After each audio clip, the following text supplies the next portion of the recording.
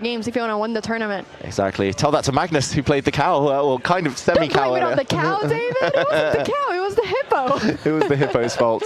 And Magnus, he's gone back to playing slightly more mainstream openings. He starts with the RETI opening, and here he's going for the bishop pair. The white knight now is tracking down the enemy bishop. At the right moment, he might pull the trigger, take it, but he might also try and push some pawns to trap that piece if given the opportunity. Black slightly better according to the computer, but I think Magnus will be pretty happy. This is like an improved version of the hippopotamus.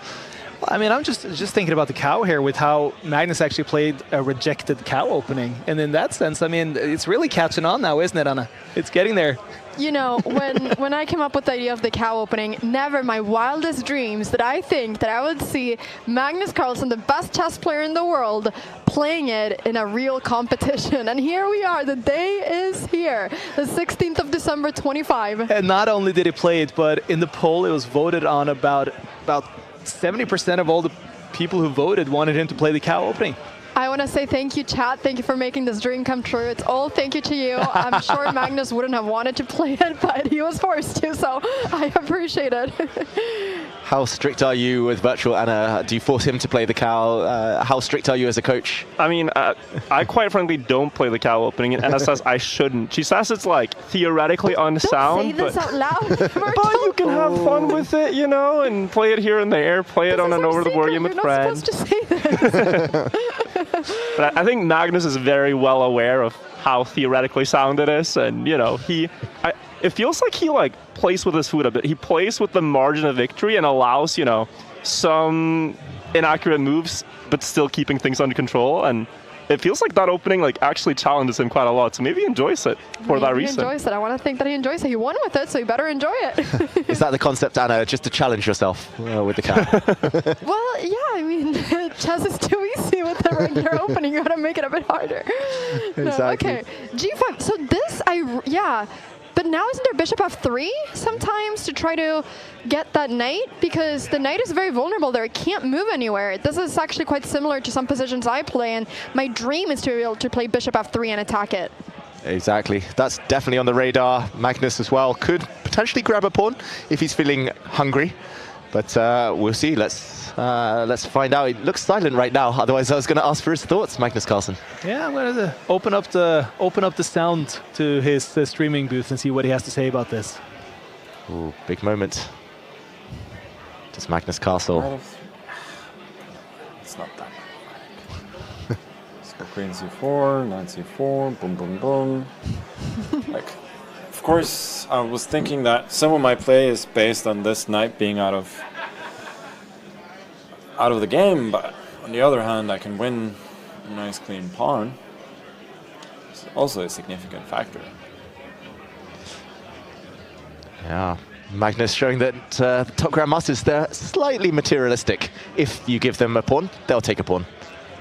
Isn't that funny though, how, I mean, on the top level, how much more materialistic some players are than others, and how you can have these innate personality traits almost on chessboards?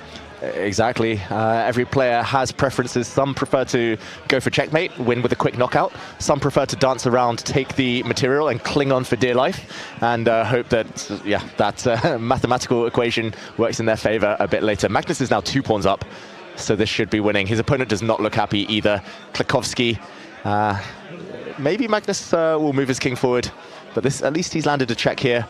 I realize he's got a cow in his name, Klekowski. Maybe it's a sign he should be playing the cow opening. Yeah, that will be the next person I go after to play the cow opening.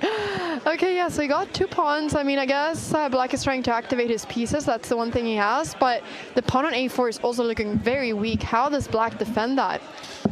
Ooh, it's tricky. That pawn is dropping, the knight is dropping. Magnus can start simplifying here with some exchanges. We might see that happen. I think maybe take the knight first, then come back for the pawn. Should be getting the job done. The one last remaining question for Magnus is how to eventually get his rook in the corner into the game. Maybe some back rank tricks against the white king as well, so some caution needed. Oh, he doesn't take the pawn on a4, okay. Yeah, maybe now. I think he was scared of the other rook activating and something happening down the back rank. So now that the black rook has moved, at least he'll cover the back rank here with his bishop. Ooh, a pin from Magnus instead. Surprising. Was it because he was afraid of the pawn on h? No, the pawn on h3 wasn't even hanging. No. Very easily I've got mated there Wow. after bishop a4. All of that good stuff. I could go here. He was saying he could have been mated if he'd grabbed the pawn a bit earlier, Magnus. So he's just trying to keep things alive. Wow, with a pin here. Didn't He wants the expect rook that, bishop did off the you? board. Did you expect that? I didn't. I mean, he packed up. I think he's talking to Klekowski, but I'm pretending he's talking to you, David. Exactly. It wasn't on my radar. I will admit it. Magnus. He had the option to take en passant, so why did he not choose to do that? Is it the rook coming into the game then, and his opponent being more active, or what's the justification? Yeah, I think he just wants to keep a pin on this knight, and if there had been an en passant, the black rook would have recaptured, defending the knight and liberating the other rook. There were also some nasty checkmating ideas if the black knight ever disappears, but here we see the rook retreat one square. That's very odd.